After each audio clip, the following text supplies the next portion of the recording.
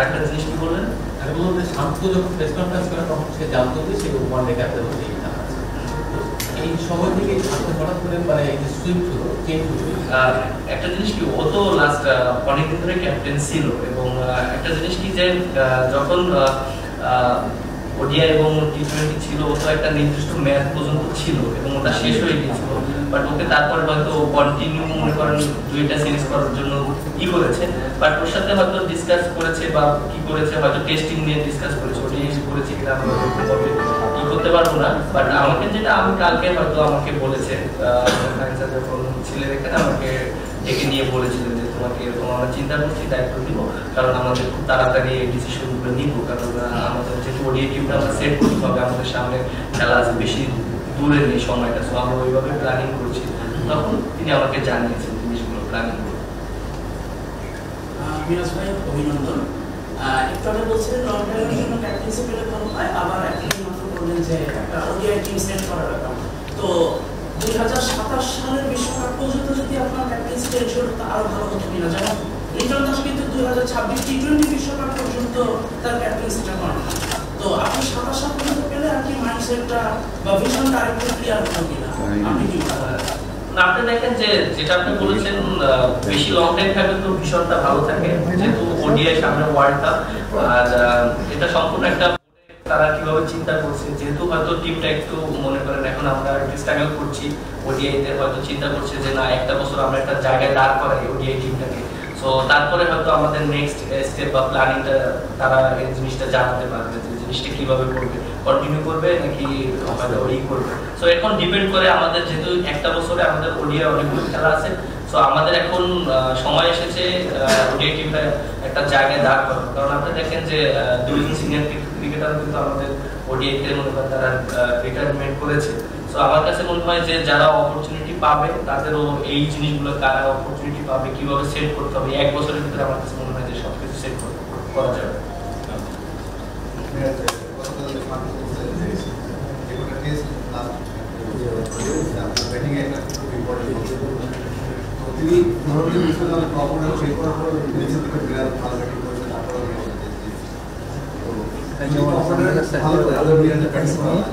আপনি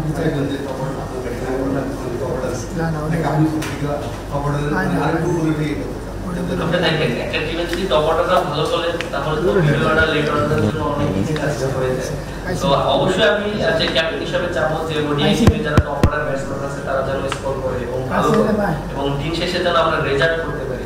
সো আমার কাছে এটা ম্যাটার করে না যে আমি ব্যাটিং পেলাম করলাম, বাট আমার কাছে যে জিনিসটা ম্যাটার করে যে দিন শেষে টিম রেজাল্ট করানোটা।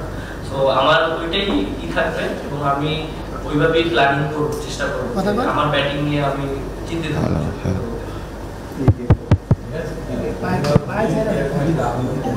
আয়োজনের মাধ্যমে ঘোষণা করা হয় তাদের শুরু করলে দেখা যায় যে সাংবাদিকদের প্রশ্ন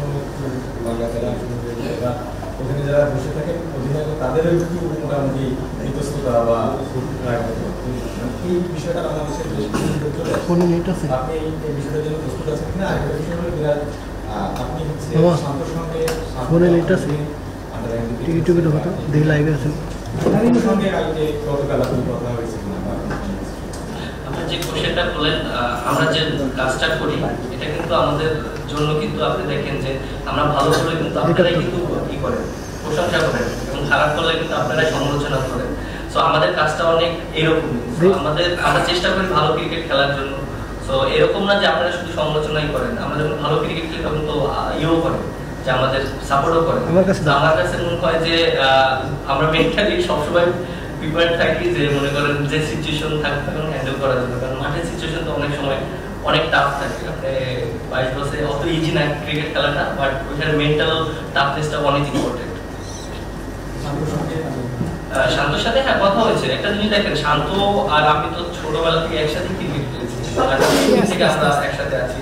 তা আমাদের কাছে যে জিনিসটা মনে হয় যে ক্যাপ্টেন ডাজন্ট ম্যাটার, আমাদের টিম হয়ে খেলাটা ইম্পর্টেন্ট। এবং ওর সাথে যখনই কথা হয়েছে আমরা দুজনে একই ডিসকাস করেছি যে আমরা বাংলাদেশটাকে কত দূর নিয়ে যেতে পারি, কারণ এর আগে সিনিয়র প্লেয়ার যারা ছিল তারা কিন্তু একটা স্টেজে নিয়ে এসেছে।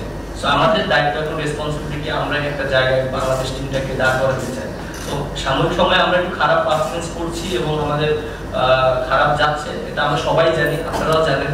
সো আশা করি যে এই সময়টা খুব দ্রুত কেটে আসবে ইনশাআল্লাহ, আমি এটা বিশ্বাস করি।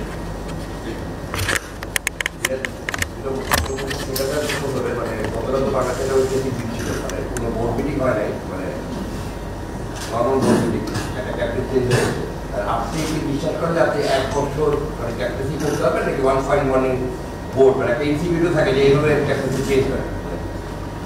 আপনি যেটা বললেন আমি এটা আসলে জানি না যে তারা কিভাবে করেছে, যেভাবে ডিসিশন নিয়েছে। আসলে বোর্ড মিটিং এর মাধ্যমে তো ডিসিশনটা নেয়, কেউ তো একা নিতে পারে না, আমি যতটুকু জানি।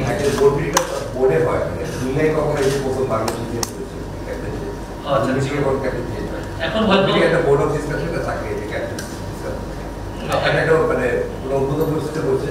আমি জানতে যে এই যে যেভাবে ক্যাপ্টেন্সি চেঞ্জ হলো, আর আপনার ক্ষেত্রে ওয়ান ফাইন মর্নিং যদি মনে হয় যে আপনাকে আর হচ্ছে না, মানে এটাও কি মাথায় থাকে এভাবে ক্যাপ্টেন্সি বদল হয় হঠাৎ করে? দেখেন অনেক সিচুয়েশন তো ঘটে এবং আমরা তো সবাই জানি সিচুয়েশন কিভাবে ঘটে। সো আমার কাছে মনে হয় আমরা সবাই মেন্টালি ভাবে প্রিপারেশন নেই সবসময়।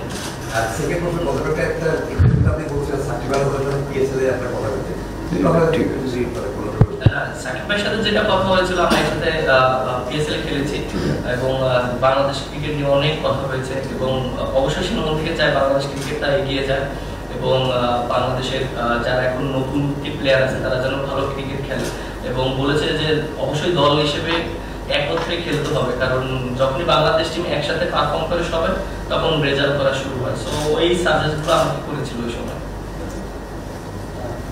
কঠিন একটা সময় দায়িত্ব নিয়েছেন, আসলে সাহসিকতার ব্যাপার। মাশরাফি ভাইয়ের কিন্তু 2014 পরে এভাবেই দায়িত্ব নিয়েছিলেন যখন বাংলাদেশ ছোট ছোট দলের কাছে থাকতো। তারপর তিনি সফল হয়েছেন এবং একটা বিভাগগত জায়গায় বাংলাদেশ রেখে গেছেন। তার কিন্তু অনেকদিন খেলেছেন, আমাদের সফল একজন ক্যাপ্টেন ছিলেন।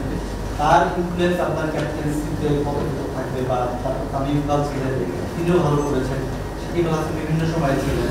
তো এই তিনজনের কাছ থেকে আপনি ক্যাপ্টেন্সি একটু কোন বিষয়ে নিতে চান বা দেখেন আপনি যেটা বললেন, অবশ্যই আমি এই কথাটা বলেছিলাম যে আমি তাদের কাছ থেকে অনেক কিছু শিখেছি যেটা আমার ক্রিকেট ক্যারিয়ারে অনেক কাজে লাগছে এবং বিশেষ করে তারা কিভাবে ক্যাপ্টেন্সি করেছে, আমি তো নিজেই খেলেছি তাদের আন্ডারে। সো এই জিনিসগুলো আমার ভবিষ্যতে কাজে লাগবে এবং এইখানে আমি আশা করি এই ওডিআইতে যে ক্যাপ্টেন্সি করছে এখানে কাজে লাগবে এবং তারা যেভাবে ডিসিশন নিত, স্ট্রংলি ডিসিশন নিত, সেই জিনিসগুলো ফলো করেছি যে কিভাবে নিত। অনেক সময় টাফ সিচুয়েশনে স্ট্রংলি ডিসিশন নিতে হয় নিজের। সো এই ডিসিশনগুলো খুব ইম্পর্টেন্ট, অনেক সময় পরে আসবে আপনার, অনেক সময় পরে আসবে না। সো আপনি ওই ডিসিশনটা কিভাবে নিচ্ছেন এইটাই হচ্ছে ইম্পর্টেন্ট। বিরাট, আমার কোশ্চেন ভাই আদিল ভাই বলতো, সেটা হচ্ছে শান্ত গত 10টা ম্যাচ ক্যাপ্টেন্সি করেছেন, 4টা জিতেছে বাংলাদেশ, নিউজিল্যান্ডের ফার্স্ট টাইম জয় পেয়েছে এবং শ্রীলঙ্কাকে হারিয়েছেন। 4টা ম্যাচও 3-50 একটা 100 ছিল। সবশেষ 3 ম্যাচের মধ্যেও একটা 73 একটা 81 করেছে। মানে একজন ক্যাপ্টেনের কি করতে পারে, মানে তার গড় হচ্ছে 51 বেশি অ্যাজ এ ক্যাপ্টেন। আর এই টিমে মানে যখন সাকিব নেই, তামিম নেই, মাশরাফি কেউ নেই, সেই সময় এই টিমে তো আমরা আশা করতে পারি না 10 ম্যাচের মধ্যে আমরা 10টা জিতবো বা 8টা জিতবো। মানে এইখান থেকে আমরা মেসেজটা কি পাচ্ছি, আর হচ্ছে আপনার কি মনে হয় যে প্লেয়ার মানে একটা প্লেয়ার যে সাথে খুব বেশি খারাপ করছে? তো পারফরম্যান্স যদি দেখেন ও অবশ্যই অনেক ভালো পারফর্ম করেছে। আপনি দেখেন যে ও অনেক ভালো করেছে। হয়তো টিম রেজাল্টের ক্ষেত্রে আমরা তো সবসময় রেজাল্ট খুঁজি, যে আমরা চিন্তা করি যে টিমটা কোন জায়গায় থাকে। সো আমরা রেজাল্টের দিক থেকে যদি বলেন তাহলে হয়তো আমরা যেভাবে আশা করেছিলাম হয়তো ওইভাবে আমরা পূরণ করতে পারিনি। আমিও তো টিমে ছিলাম, আমি তো খেলেছি, একসাথেই তো ক্রিকেট খেলেছি। সো পারফরমেন্স যদি বলেন ও অনেক ভালো পারফরমেন্স করেছে ওডিআইতে এবং আর যেটা বলেন যে ওডিআইতে হয়তো আমাদের এখন হয়তো আমরা 10-এ আছি। সো আমরা তো একটা সময় মনে করেন যে 5-এও ছিলাম এবং যখন মাশরাফি ছিল তখন আমি যখন ঢুকেছি 6-এ ছিলাম। সো আমরা যে মাইন্ডে হয়তো দেশের ওয়ার্ল্ড কাপের পর আমরা বেশি ওডিআই খেলিও নি এবং আমরা হয়তো ওখানে একটু কিছু ডিউ হয়ে গেছে। বাট এখন যেটা আপনি বললেন যে পারফরমেন্সের দিক থেকে আমার কাছে মনে হয় যে ও পারফরমেন্স খুবই ভালো করেছে, but end of the day সম্পূর্ণ একটা ক্রিকেট বোর্ডের ডিসিশন, তারা কিভাবে চিন্তা করছে যে কিভাবে তারা মনে করেন যে বাংলাদেশকে আগিয়ে নিয়ে যাচ্ছে।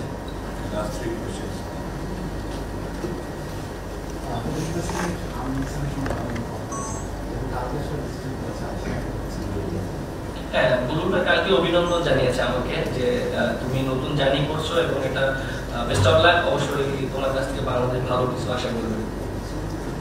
ভাই শান্ত ক্যাপ্টেন্সিটা যে পথ পরিক্রমার মাধ্যমে গেল, আপনি ক্যাপ্টেন হলেন, অনেক জায়গায় সমালোচনা হচ্ছে, আপনার কাছে কি মনে হয় যে ড্রেসিং রুমে একটা প্রভাব ফেলতে পারে কিনা এই জিনিসটা?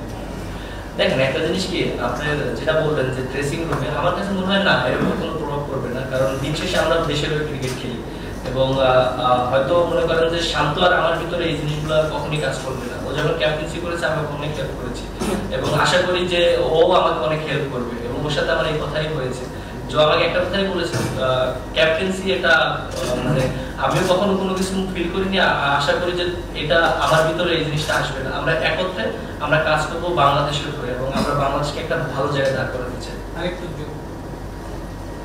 যেটা দেখা যায় যে বাংলাদেশে যে প্লেয়ার দলে থাকে না সে হয়ে যায় ভালো প্লেয়ার, বোর্ড কর্তারা অনেক সময় বলেন যে অমুককে মিস করি তমুককে মিস করি, কিন্তু দেখা যায় তার আগের সিরিজেই বোর্ড কর্তারা তাকে আসলে খুব বেশি সমালোচনা করেছেন।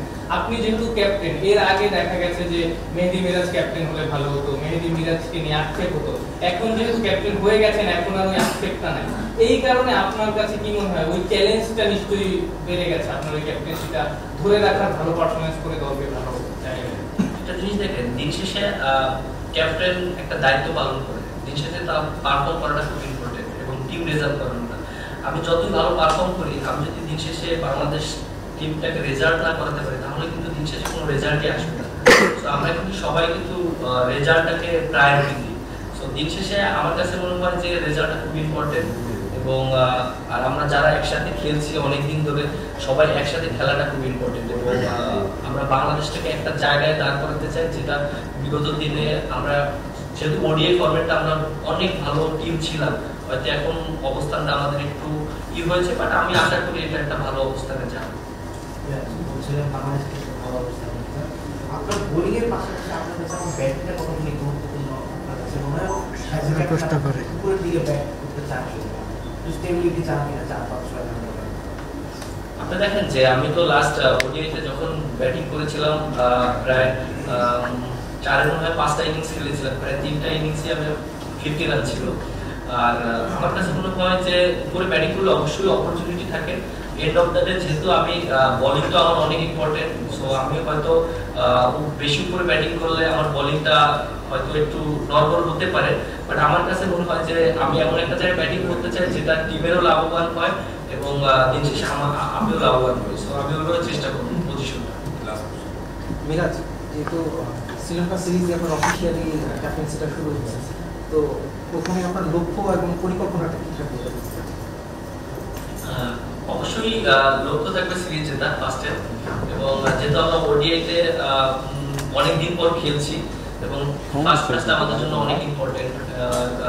যেহেতু আপনি দেখেন যে গত বছর আমরা বেশি ওডিআই ম্যাচ খেলিনি, তো আমাদের জন্য এটা একটা চ্যালেঞ্জ। এর আগে আমরা দেখেন যে যখন ওডিআই ম্যাচ খেলেছি প্রায় বছরে 15-20টাও ম্যাচ হয়েছে, যেহেতু টেস্ট ক্রিকেটের চ্যাম্পিয়নশিপ ছিল আমাদের ওডিআই হয়নি। সো এটা একটা ওডিআই প্লেয়ারদের জন্য একটা চ্যালেঞ্জ যে অনেকদিন পর পর খেলা হবে, অবশ্যই চ্যালেঞ্জ হবে, বাট আমাদের লক্ষ্য থাকবে অবশ্যই সিরিজ জেতা। Thank you. Best wishes.